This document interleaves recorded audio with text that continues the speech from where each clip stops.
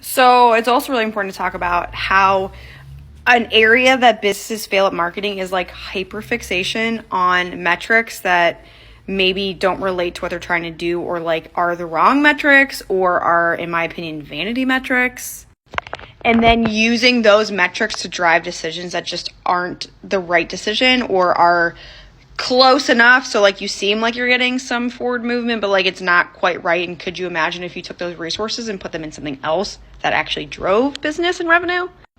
I know everybody's like, well, we have to prove ROI. We have to prove that we got this, this is a real MQL, and where did it convert to an SQL, and like, all the jargon that we all talk about, right? I talked about it at length today. I talk about it at length all the time.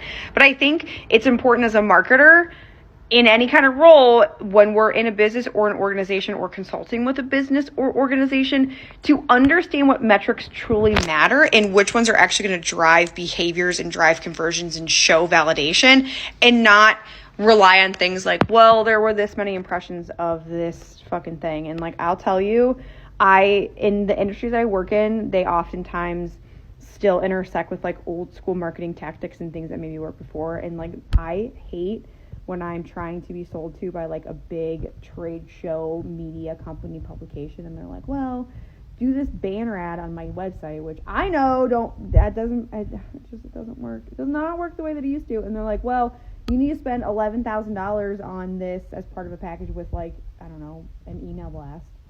And they're like, well, there is this many impressions. But like, okay, that's like saying there's a billboard out there and you're like, well, this many cars drove by. Like, who cares? Who cares about that?